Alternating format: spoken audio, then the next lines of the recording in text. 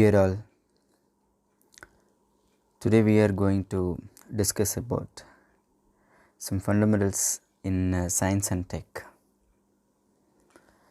இதுக்கு முன்னாடி செஷனில் நம்ம பார்த்துருக்குறோம் எலக்ட்ரானிக்ஸ்னால் என்ன, கரண்ட்டுன்றது என்ன, தட் இஸ் எலக்ட்ரிக் கரண்ட் அப்படிங்கிறது என்ன, ஹவு டு வி எம்ப்ளாய் எலக்ட்ரான்ஸை யூஸ் பண்ணி நமக்கான டாஸ்க் நம்ம அச்சீவ் பண்ணுறதுக்கு முயற்சி பண்ணுறோம்.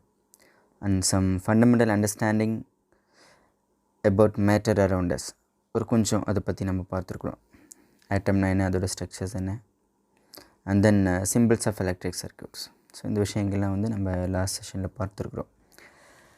அதை பார்க்காம டைரெக்டாக இந்த செஷன் வர்றவங்க திரும்ப அங்கே போய் அந்த செஷனை பார்த்துட்டு அப்புறம் இங்கே வந்தீங்கன்னா அதோட கண்டினியூட்டி உங்களுக்கு புரியும் தெளிவாக.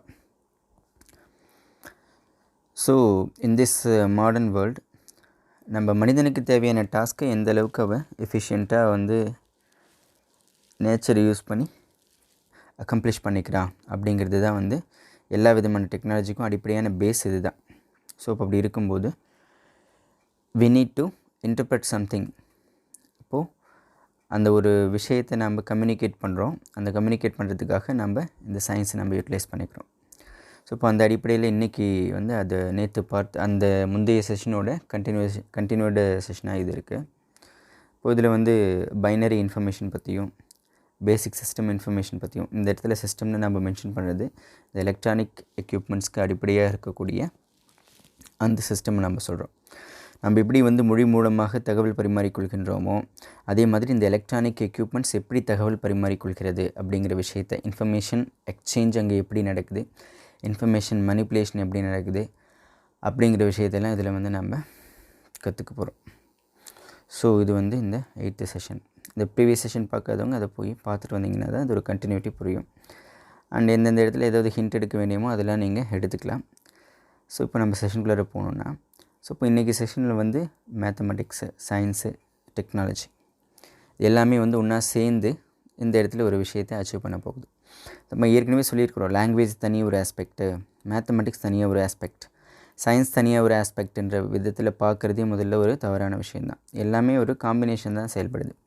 ஸோ இப்போது இன் திஸ் மாடர்ன் வேர்ல்டு இப்போது அந்த விஷயத்தில் நம்ம இன்ஃபர்மேஷனை நம்ம என்ன பண்ணுறோம், எவ்வளோ எஃபெக்டிவாக ஹேண்டில் பண்ணுறோம் அப்படிங்கிறத பொறுத்து அதுக்குரிய வளர்ச்சியை டிட்டர்மைன் பண்ண முடியும். ஸோ இப்போ ஜென்ரலாக இன்ஃபர்மேஷன், வாட் இஸ் இன்ஃபர்மேஷன் அப்படிங்கிறது ஒரு பர்டிகுலர் விஷயத்தை அந்த இடத்துல இருக்கக்கூடிய அப்ளிகேஷனுக்கு தகுந்த மாதிரி இன்டர்பிரட் பண்ணுறது தான் இன்ஃபர்மேஷன். விச் மீன்ஸ் இன்ஃபர்மேஷன் எதுலேருந்து கலெக்ட் ஆகுது அப்படின்னா டேட்டாலேருந்து கலெக்ட் ஆகுது அப்படின்னு சொல்லுவோம். டேட்டா அப்படிங்கிறது சிங்குலர்னா, டேட்டம் அப்படிங்கிறது ப்ளூரல் என்று சொல்லுவோம். ஸோ இப்போ கலெக்ஷன் ஆஃப் டேட்டாலேருந்து தான் இன்ஃபர்மேஷனை நம்ம என்ன பண்ண முடியும், இன்டர்பிரட் பண்ண முடியும். இப்போ டேட்டா கலெக்ஷன் அப்படிங்கிறது நம்ம ஏற்கனவே அந்த அறிவு கட்டமைப்பில் நாலேஜ் ஸ்ட்ரக்சர் பற்றி ஒரு வீடியோ போட்டிருப்போம். அதில் போனோன்னா டேட்டா கலெக்ஷன் எப்படி நடக்குது அப்படிங்கிறத பற்றின டீட்டெயில்டு இன்ஃபர்மேஷன் இருக்கும். ஸோ அப்போது ஒரு டேட்டா கலெக்ட் பண்ணுறோம், கலெக்ட் பண்ணியிருக்கிற டேட்டாவை நம்ம இன்ஃபர்மேஷனை இன்டர்பிரட் பண்ணுறதுக்கு என்னென்ன செய்யணும் அப்படிங்கிறத பார்க்கணும். இப்போ கலெக்டிங் இன்ஃபர்மேஷனுங்கிறது இந்த இடத்துல இன்ஃபர்மேஷனுங்கிறது டேட்டாவை குறிக்குது. இப்போ டேட்டாவை எடுத்து ஜஸ்ட் நம்ம காமன் பூலில் வச்சுக்கிட்டோம் அப்படின்னா அதுக்கப்புறம் அதிலேருந்து நமக்கு தேவையான அளவுக்கு இன்ஃபர்மேஷனை நம்ம கேதர் பண்ண முடியும். ஸோ இப்போது ஒரு ஸ்கூலில் ஒரு மார்க் லிஸ்ட் அப்படிங்கிறது டேட்டா அப்படின்னு எடுத்துக்கிட்டோம் அப்படின்னா அப்போ ஒரு கிளாஸில் இருக்க ஸ்டூடெண்ட்ஸோட மார்க்ஸ் எல்லாமே ஒரு இடத்துல இன்டர்பிரட் பண்ணும்போது அப்போ அதில் இத்தனை மார்க்குக்கு மேலே எத்தனை பேர் எடுத்திருக்காங்க, யார் யார் சென்டம் எடுத்திருக்காங்க, அது இன்ஃபர்மேஷன். இப்போ யார் யார் என்னென்ன மார்க் எடுத்திருக்காங்க அப்படிங்கிறது டேட்டா. அப்போது அதிலேருந்து பர்டிகுலர் இன்ஃபர்மேஷனை சர்டனாக நம்ம எடுக்கிறோம். அப்போது அதில் எவ்வளோ பேர் பாசிங் பர்சன்டேஜ் எவ்வளோ இருக்குதுன்னு கால்குலேட் பண்ணலாம், எத்தனை பேர் 90க்கு மேலே போட்டிருக்காங்க, எத்தனை பேர் சென்டம் வாங்கியிருக்காங்க. இப்போ இது எல்லாமே அந்த சேம் டேட்டாலேருந்து நமக்கு கிடைக்கக்கூடிய இன்ஃபர்மேஷன் என்று சொல்கிறோம். ஸோ அப்போது இதை எஃபெக்டிவாக நம்ம கருவிகளை செய்ய வைப்போம். அப்போது அதுக்கு நம்ம இன்ஃபர்மேஷன் எக்ஸ்சேஞ்ச் பண்ணணும். இப்போ ஒருத்தருக்கு ஒருத்தர் எப்படி நம்ம தகவல் பரிமாறிக்கொள்கின்றோமோ அதே மாதிரி டூல்ஸ்க்கு, இந்த எக்யூப்மெண்ட்ஸுக்கு எப்படி நம்ம தகவலை சொல்லுவோம், அதுக்கு எப்படி ஆர்டர் பண்ணுவோம். இப்போ நம்ம பேசுகிற மொழியே அதுக்கு புரியாது இல்லையா. இப்போ இதை போய் செஞ்சுட்டோம்னு ஒரு ஆள்கிட்ட சொல்லும்போது அந்த ஆள் அந்த வேலை செய்வார். அப்போ அதை கம்ப்யூட்டருக்கோ இல்லை ஒரு கருவிகளுக்கோ நம்ம யூஸ் பண்ணுற எலக்ட்ரானிக் எக்யூப்மெண்ட்டுக்கோ நம்ம எப்படி அந்த தகவலை நம்ம எக்ஸ்சேஞ்ச் பண்ணுறோங்கிறது தான் இந்த ஐடியோட பேசிக் திங். அப்போது நமக்கு எப்படி மொழி பரிமாற்றம் இருக்குதோ அந்த இடத்துல வந்து மிஷின் லாங்குவேஜ்னு சொல்லுவாங்க. இப்போ மிஷினுக்கான மொழி பரிமாற்றம் எப்படி இருக்குங்கிறதுக்கான பேசிக்கை வந்து இந்த செஷனில் பார்க்க போகிறோம். ஸோ இப்போ கலெக்டிங் இன்ஃபர்மேஷன் அப்படின்ற இந்த ஃபஸ்ட்டு ஸ்டெப்பில் வந்து நம்ம டேட்டாவை சொல்கிறோம். அதாவது இது கலெக்டிங் டேட்டா. அப்போது அந்த டேட்டா கலெக்ட் பண்ணதுக்கப்புறமா அப்போ அதை வந்து நம்ம இன்டர்ப்ரெட் பண்ணுறது, அதை எப்படி வந்து நம்ம எக்ஸ்ப்ரெஸ் பண்ணுறோம் அப்படிங்கிற ஒரு ஃபார்மேட். அண்ட் தென் மனிப்புலேட் பண்ணுறது, ஹேண்ட்லிங் டேட்டான்னு சொல்கிறோம். எப்படி டேட்டாவை ஹேண்டில் பண்ணுறோம். சேம் டேட்டாவை நம்ம எந்த ஆஸ்பெக்டில் வேணாலும் ஹேண்டில் பண்ணலாம். இப்போ ஒரு கிளாஸில் வந்து மார்க் லிஸ்ட் வந்து நம்ம எடுக்கணும் அப்படின்னா மார்க் லிஸ்ட்டில் இருக்கக்கூடிய மார்க்ஸ் எல்லாமே டேட்டான்னு சொல்கிறோம். அந்த டேட்டாவை வந்து நம்ம இன்ஃபர்மேஷனை எப்படி வேணாலும் இன்டர்ப்ரெட் பண்ணலாம். அப்போது டாப் மார்க்லேருந்து லோயஸ்ட் மார்க் வரைக்கும் நம்ம அசெண்டிங் டிசெண்டிங் ஆர்டரில் நம்ம மாற்றி எழுத முடியும். எவ்வளோ பேர் பாசிங் பர்சன்டேஜ், எவ்வளோ பேர் ஃபெயிலிங் பர்சன்டேஜ், எவ்வளோ பேர் 90 அண்ட் எபோவ், இந்த மாதிரியெல்லாம் நம்ம சேம் டேட்டாவை வேறு வகையில் இன்டர்ப்ரெட் பண்ணிக்கிறோம். அதை நமக்கு தகுந்த மாதிரி மனிப்புலேட்டும் பண்ணிக்கிறோம், ஹேண்ட்லிங் டேட்டா. ஸோ இப்போ இதுதான் ஃபண்டமெண்டல் திங். இப்போ இதுக்காக நம்மளுடைய லாங்குவேஜிலேருந்து மிஷினுக்கு புரிகிற மாதிரியான விஷயத்துக்கு எப்படி எடுத்துகிட்டு போகிறோங்கிறதுனுடைய அடிப்படையை தான் இப்போ நம்ம பார்க்க போகிறோம். ஸோ இப்போ ஐடி செக்டருக்கான இன்ஃபர்மேஷன் டெக்னாலஜி என்று சொல்லக்கூடிய இன்றைக்கி ப்ளூமிங் செக்டராக இருக்கக்கூடிய அந்த செக்டருக்கான ஒரு பேசிக் திங்ஸை வந்து இந்த செஷனில் நம்ம டிஸ்கஸ் பண்ண போகிறோம். ஸோ இப்போது collecting of data and then அதுலேருந்து ஒரு இன்ஃபர்மேஷன் வந்து ப்ராசஸ் பண்ணி அதை இன்டர்ப்ரெட் பண்ணுறது எப்படி, அண்ட் தென் அது மனிப்புலேட் பண்ணுறது, ஹேண்ட்லிங் ஆஃப் டேட்டா எப்படி அப்படிங்கிறது நம்ம ஸ்டெப் பை ஸ்டெப்பாக இதில் அதோடய ஃபண்டமெண்டல்ஸை புரிஞ்சுக்க போகிறோம். ஸோ இன்ஃபர்மேஷன் அப்போது கலெக்ஷன் ஆஃப் டேட்டம்லேருந்து நமக்குரிய இன்ஃபர்மேஷனை வந்து நம்ம எப்படி வேணாலும் ஹேண்டில் பண்ண முடியும். ஸோ இப்போ இந்த இன்ஃபர்மேஷன் வந்து ஸ்டோர் ஆகுது. நம்ம ஒரு பாடத்தை படிக்கிறோம் அப்படின்னாவே அதில் இருக்கிற டேட்டாஸ் போய் நமக்கு ஸ்டோர் ஆகுது. அதை நம்ம எந்த கொஸ்டின் கேட்குறாங்களோ அதுக்கு தகுந்த மாதிரி நம்ம இன்டர்ப்ரெட் பண்ணி அதை எக்ஸ்ப்ரெஸ் பண்ணுறோம். ஸோ இதே மெத்தடில் தான் வந்து இப்போ மிஷினுக்கு அந்த டேட்டாவை எப்படி நம்ம ஒரு விஷயத்தை இன்டர்ப்ரெட் பண்ணுறது, அதை ஒரு மனிப்புலேட் பண்ண வைக்கிற மாதிரி மிஷினை எப்படி நம்ம செய்கிறது அப்படிங்கிற விஷயத்தினுடைய ஸ்டெப்ஸ் தான் இங்கே பார்க்க போகிறோம். இப்போ ஒரு கம்ப்யூட்டர் அப்படின்னு எடுத்துக்கிட்டோம் அப்படின்னா இப்போ நமக்கு எப்படி வந்து டேட்டா போய் மூளையில் ஸ்டோர் ஆகுதோ நம்மளோட பிரெயினில், அதே மாதிரி கம்ப்யூட்டரில் வந்து அந்த மெமரியில் வந்து ஸ்டோர் ஆகுது. ஸோ இப்போ இது பற்றின ரொம்ப டீப்பான செஷன்ஸ் எல்லாமே பின்னாடி ஃபாலோ பண்ணுவோம். இப்போதைக்கு ஒரு அவுட்லைன் மட்டும் பார்க்க போகிறோம். இப்போ நமக்கு எப்படி எழுத்துக்களோ அதே மாதிரி கம்ப்யூட்டருக்கு இப்போ ஏஓ பிஓ அதெல்லாம் வந்து கம்ப்யூட்டருக்கு தெரியாது. கம்ப்யூட்டருக்கு தெரிஞ்ச ஒரே விஷயம், எலக்ட்ரானிக் எக்யூப்மெண்ட்ஸ் எல்லாத்துக்குமே தெரிஞ்ச ஒரே விஷயம் நம்ம ஏற்கனவே பார்த்துருக்கிற மாதிரி அந்த ஃப்ளோ ஆஃப் எலக்ட்ரான் தான். அதாங்க வந்து கரண்ட்டுன்னு சொல்கிறோம் நம்ம. ஸோ அப்போது அந்த கரண்ட்டு இருக்கக்கூடிய அந்த ஷாக்குன்னு சொல்கிறோம். கரண்ட்டுங்கிறது ஷாக்குன்னு நம்ம வச்சுக்கிட்டோம் அப்படின்னா ஒரு கலோகியல் லாங்குவேஜில், அப்போது ஒரு எலக்ட்ரானிக் எக்யூப்மெண்ட்டுங்கிறது ஏபிசிடி படித்து தெரிஞ்சிருக்காது. அதுக்கு தெரிஞ்சது எல்லாமே எலக்ட்ரிக்கல் சிக்னல்ஸ் தான். ஸோ இப்போ இந்த மாதிரி வந்து ஆன் ஆகுதா ஆஃப் ஆகுதா, ஒரு சர்க்யூட்டில் வந்து கரண்ட்டு ஆனில் இருக்கா ஆஃபில் இருக்கா, இப்போ 0னா ஆஃபில் இருக்குது அப்படின்னு அர்த்தம், 1னா இந்த இடத்துல பல்ஸ் வந்திருக்கு, ஸோ இது வந்து ஆனில் இருக்குது அப்படின்னு அர்த்தம். ஸோ இப்போ கம்ப்யூட்டருக்கு வந்து இந்த எலக்ட்ரிக் சிக்னல் தான் தெரியுமே தவிர நாம் பேசுகிற ஏபிசிடியெல்லாம் அதுக்கு தெரியாது. ஸோ இப்போ இது வந்து நம்ம கம்ப்யூட்டருக்கு தெரிஞ்ச லாங்குவேஜ் அப்படின்னு சொல்கிறோம். இப்போ நமக்கு தெரிகிற லாங்குவேஜ் லெட்டர் ஃபார்மேட்டில் இங்கே இருக்குது. அது கம்ப்யூட்டருக்கு தெரிகிற லாங்குவேஜ் சிக்னல் ஃபார்மேட்டில் இங்கே இருக்குது. இங்கேருந்து இப்படி எக்ஸ்சேஞ்ச் ஆகி இது எப்படி வந்து கம்ப்யூட்டருக்கும் இந்த எலக்ட்ரிக்கல் எக்யூப்மெண்ட்டுக்கு தகுந்த மாதிரியான டேட்டாவாக மாறுது, எப்படி இன்டர்சேஞ்ச் ஆகுதுங்கிற விஷயத்தை தான் இந்த செஷனில் நம்ம பார்க்க போகிறோம். ஸோ இப்போ நம்ம எப்படி வந்து கேரக்டர்ஸை இப்போ ஒவ்வொரு மொழிக்கும் வந்து ஆல்ஃபபெட் சொல்கிறோம், ஏபிசிடி இங்கிலீஷில் சொல்கிற மாதிரி, தமிழில் ஐஇலேருந்து சொல்கிற மாதிரி, ஒவ்வொரு லாங்குவேஜுக்குமான லெட்டர்ஸ் சொல்கிற மாதிரி இந்த கம்ப்யூட்டருக்கு புரிகிற மொழி என்பது எலக்ட்ரிக்கல் சிக்னல்ஸ் தான். அப்போ எலக்ட்ரிக்கல் சிக்னல்ஸில் என்ன பெருசாக நம்ம லெட்டர்ஸ் கொடுக்க முடியும், ஆஃபில் இருக்கிற ஒரு கண்டிஷன், ஆனில் இருக்கிற ஒரு கண்டிஷன், திரும்ப ஆஃபில் இருக்கிற ஒரு கண்டிஷன், இந்த மாதிரி வந்து ஆஃப் ஆன் மட்டும்தான் எலக்ட்ரிக்கல் சிக்னல்ஸில் நம்ம கொடுக்க முடியும். ஸோ இப்போ அதை இன்டர்ப்ரெட் பண்ணுறதுக்காக நமக்கு இந்த கம்ப்யூட்டருக்கான லாங்குவேஜ் வந்து பைனரி அப்படின்னு சொல்லுவாங்க. இப்போ அதில் ரெண்டு விஷயம் தான் இருக்குது. ஒன்று வந்து 0, இன்னொன்று 1. இப்போ 0 அண்டு 1 இது ரெண்டு மட்டுமே வந்து அந்த கம்ப்யூட்டர் லாங்குவேஜ்னு சொல்லக்கூடிய, அதாவது மெஷின் லாங்குவேஜ்னு சொல்லக்கூடிய அந்த பைனரி செக்டாரில் இந்த ரெண்டு கேரக்டர் தான் இருக்குது.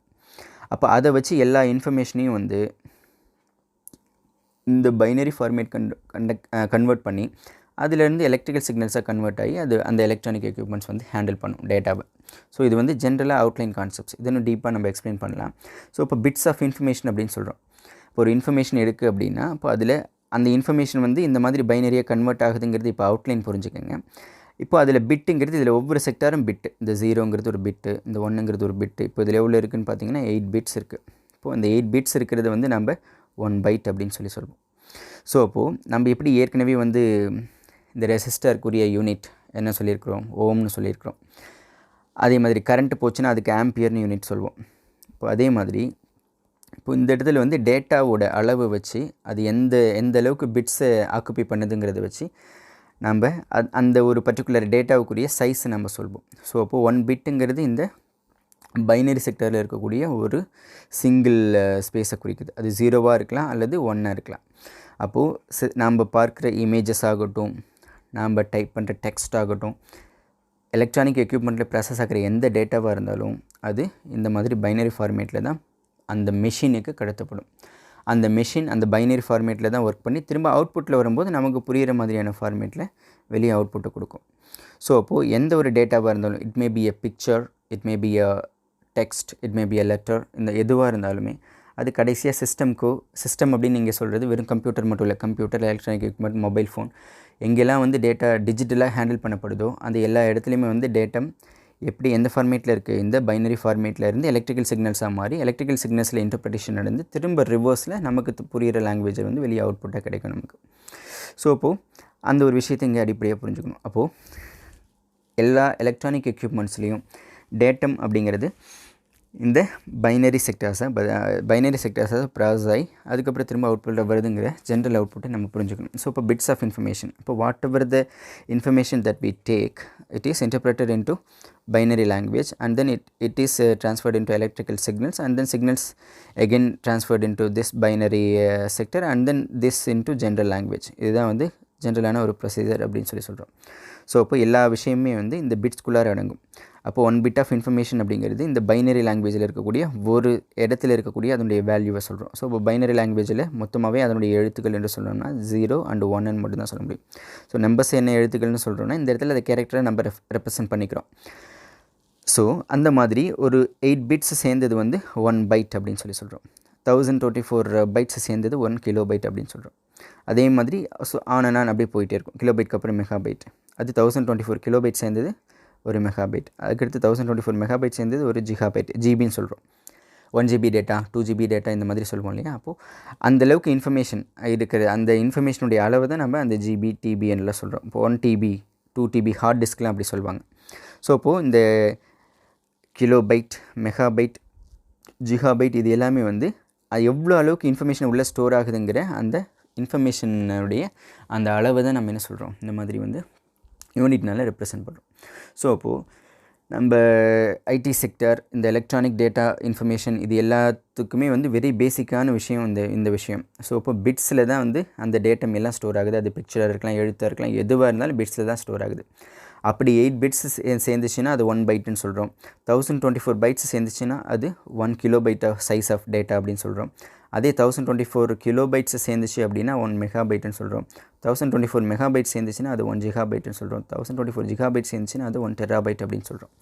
ஸோ இப்போ இது இந்த இன்ஃபர்மேஷன், இந்த எலக்ட்ரானிக் எக்யூப்மெண்ட்ஸில் இருக்கக்கூடிய இன்ஃபர்மேஷனுடைய அளவு வந்து இந்த யூனிட்ஸை வச்சு நம்ம மென்ஷன் பண்ணிக்கிறோம். ஸோ இது வந்து ஃபண்டமெண்டலாக அந்த மெமரியோட ஸ்டேட்டஸ்.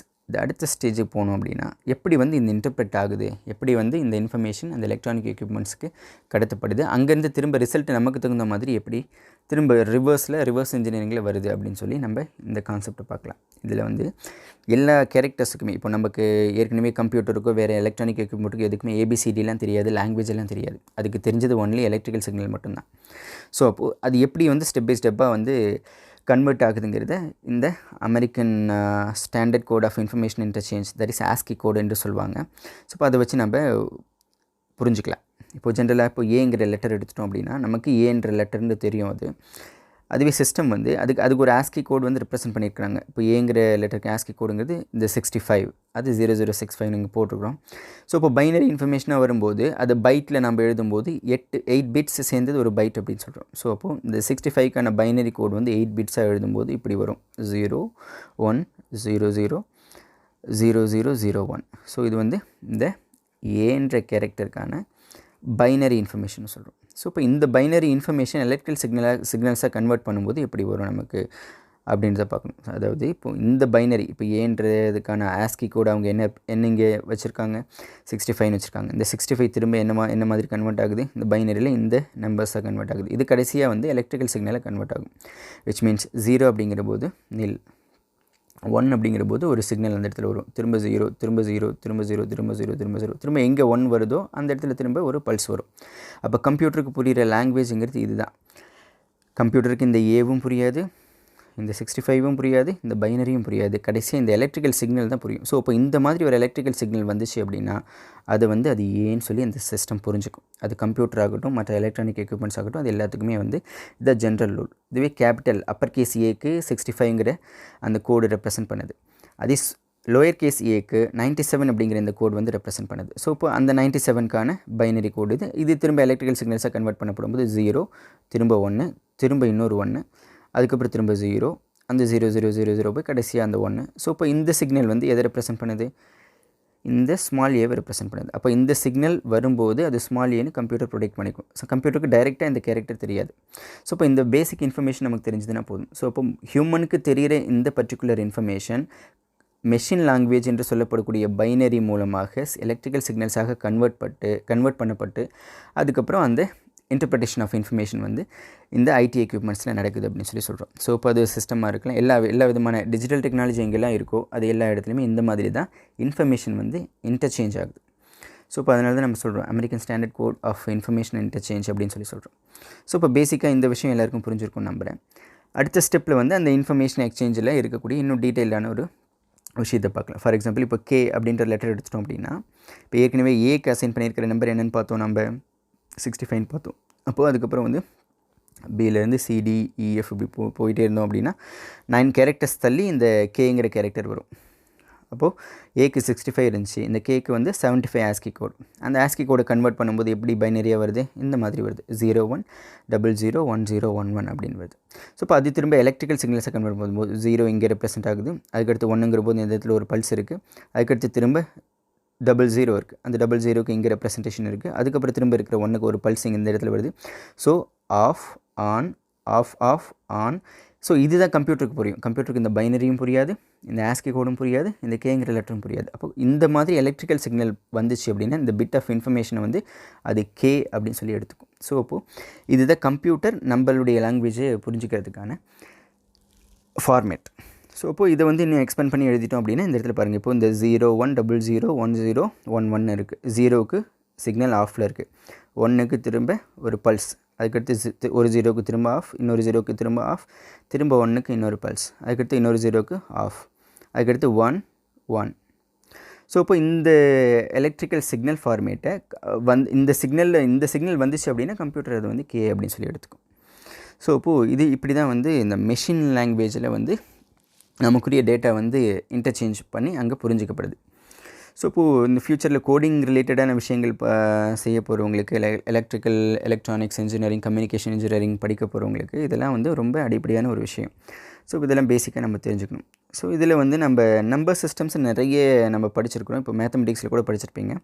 அதனால தான் செஷன் ஆரம்பிக்கும் போது என்ன சொன்னேன் நான் உங்களுக்கு, இந்த செஷன் வந்து மேத்து, சயின்ஸு, டெக்னாலஜி மூணையுமே இன்டர்லிங்க் பண்ணக்கூடிய ஒரு விஷயமா இருக்கும். எந்த சப்ஜெக்ட்டுமே தனித்துவமாக ஒரு இடத்துல நிற்காது, எல்லாமே ஒன்றோட ஒன்று இன்டர் கனெக்டடாக தான் இருக்கும். அதனால தான் எல்லாத்துக்கூடையும் பொருத்தி பார்க்கணும் அப்படிங்கிறது ஒரு விஷயமாக நான் உங்களுக்கு எப்போவுமே சொல்லிட்டு வந்துட்டுருக்கேன். ஈவன் லாங்குவேஜும் கூட சயின்ஸ் கூட பிணைஞ்சு தான் காணப்படும்.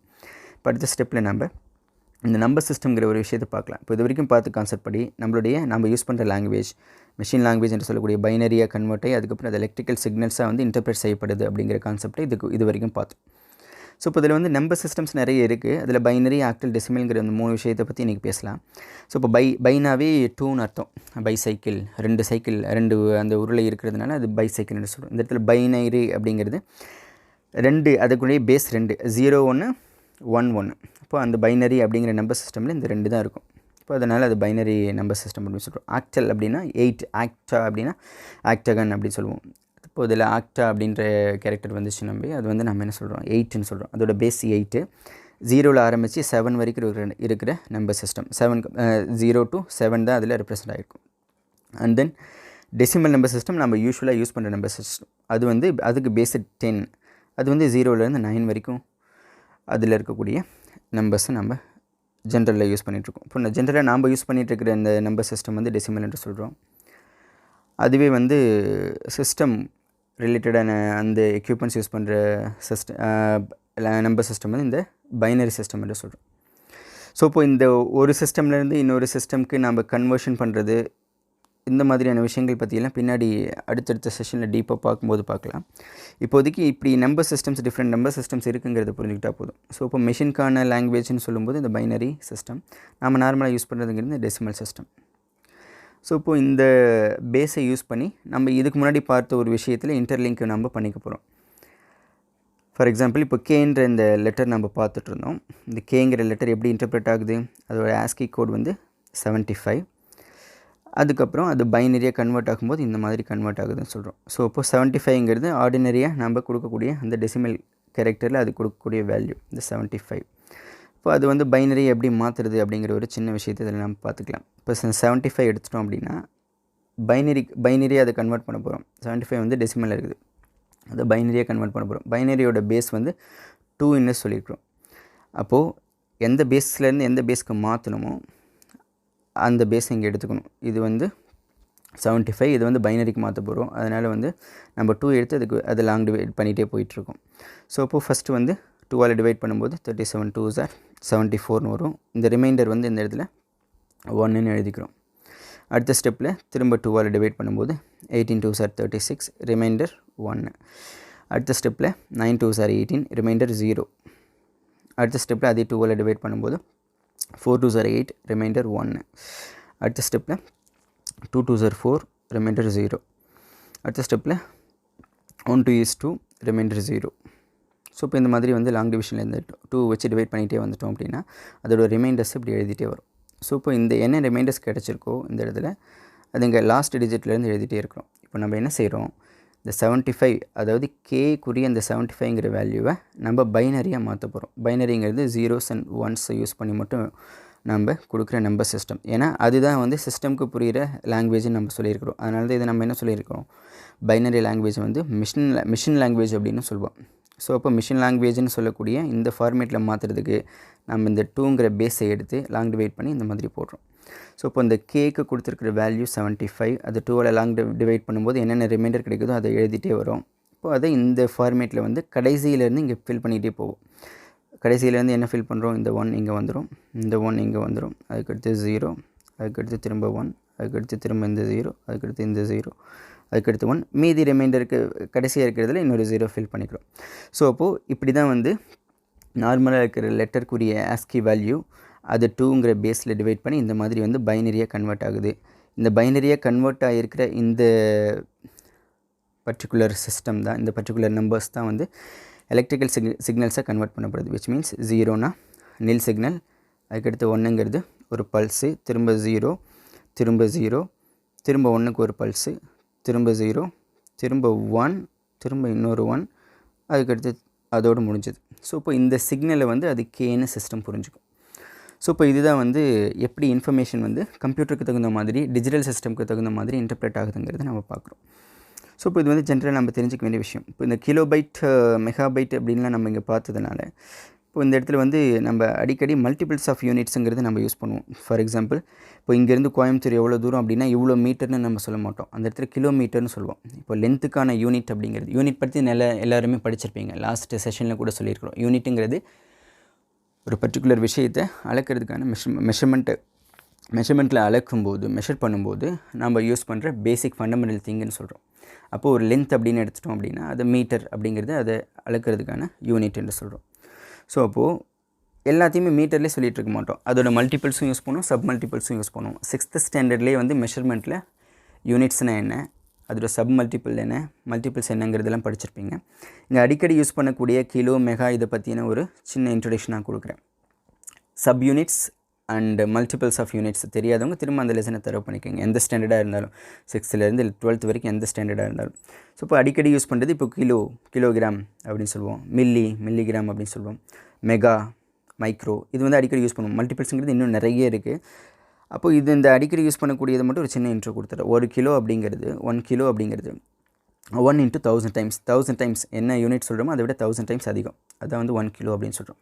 அதை 10 பவர்ஸில் சொல்லும்போது 10^3 அப்படின்னு சொல்லுவோம். ஸோ இப்போ 10^3 அப்படிங்கிறது 10 × 10 × 10. ஸோ இப்போ 10 × 10 100, 100 × 10 1000 அப்படின்னு சொல்லி வந்துடும். ஸோ இப்போது ஒரு பர்டிகுலர் பேசிக் யூனிட் இருக்குது, அது 1000 டைம்ஸ் நம்ம மல்டிபிள் பண்ணோம் அப்படின்னா அது வந்து நம்ம கிலோ என்று சொல்கிறோம். ஸோ இப்போ அது இந்த கிலோபைட் மெகாபைட்னு வந்ததுனால இதை நான் இந்த இடத்துல ரெப்ரசென்ட் பண்ணி கேட்குறேன். ஸோ இப்போ அந்த கிலோவுக்கு அப்படியே வந்து இன்வர்ஸை நம்ம எடுத்துட்டோம் அப்படின்னா ஒரு பர்டிகுலர் யூனிட் இருக்குது, அது 1 யூனிட் நம்ம எடுத்துட்டோம்னா அது 1000 டைம்ஸ் நம்ம டிவைட் பண்ணிட்டோம்னா அதில் வரக்கூடிய யூனிட் தான் வந்து 1 மில்லி அப்படின்னு சொல்கிறோம். அது 10⁻³ என்று சொல்லுவாங்க. தட் இஸ் 1/1000 டைம்ஸ் அப்படின்னு சொல்கிறோம். அதே மாதிரி மெகாங்கிற யூனிட் யூஸ் பண்ணுவோம். இது வந்து 10 lakh டைம்ஸ்னு அர்த்தம். இப்போது 10 lakh டைம் அப்படிங்கிறது 1 மில்லியன் டைம் என்று சொல்லுவாங்க. ஸோ இப்போ 1 மில்லியன் டைம்ஸ் ஒரு பர்டிகுலர் ஸ்டாண்டர்ட் யூனிட்டை விட அதிகம் இருந்துச்சு அப்படின்னா அதை வந்து நம்ம மெகா என்று சொல்கிறோம். அதுவே வந்து 1 மில்லியன் டைம்ஸ் கம்மியாக இருந்துச்சு அப்படின்னா அது வந்து மைக்ரோ அப்படின்னு சொல்கிறோம். So micrometre, millimetre, kilometre, millimetre, megametre, micrometre. So இப்போ இதெல்லாம் வந்து ஒரு மினிமம் லெவலில் வந்து நம்ம அடிக்கடி யூஸ் பண்ணுற யூனிட்டுங்கிறதுனால என்ன சொல்கிறேன், இந்த பேசிக் திங்ஸ் கூட தெரியாமல் மைக்ரோ மெகான்னு நம்ம சொல்லிகிட்டு இருக்கிற நிறைய பேர் பார்த்துருக்கிறதுனால இந்த இன்ஃபர்மேஷன் இந்த இடத்துல கொடுக்குறோம். ஸோ இப்போது அந்த யூனிட்ஸில் வந்து multiples of units, sub multiples of units இதெல்லாம் வந்து ஸ்டாண்டர்டாக படிச்சுக்கலாம். அப்போ அதுக்கடுத்து யூனிட்ஸில் இன்னும் நிறைய சப் மல்டிபிள்ஸும் இருக்குது. அதுக்குன்னே லெசன் வரும்போது அதை நம்ம இன்னும் டீட்டெயில்டாக பார்க்கலாம். ஸோ இப்போது 1 கிலோ அப்படிங்கிறது 1000 டைம்ஸ் அந்த பேசிக் யூனிட்டை விட அதிகம். 1 மில்லி அப்படிங்கிறது 1000 டைம்ஸ் அந்த பேசிக் யூனிட்டில் டிவைட் பண்ணோம் அப்படின்னா அது வந்து 1 மில்லி அப்படின்னு சொல்கிறோம். 10 lakhs டைம்ஸ் அல்லது 1 மில்லியன் டைம் ஒரு பேசிக் யூனிட்டை விட அதிகமாக இருந்துச்சு அப்படின்னா அது வந்து மெகா என்று சொல்கிறோம். அதுவே 10 lakhs டைம்ஸ் வந்து பேசிக் யூனிட்டை விட அது கம்மியாக இருந்துச்சு அப்படின்னா 10 lakhs டைம் டிவைட் பண்ணோன்னா வரக்கூடிய அந்த ஒரு பார்ட்டை வந்து நம்ம 1 மைக்ரோ என்று சொல்கிறோம்.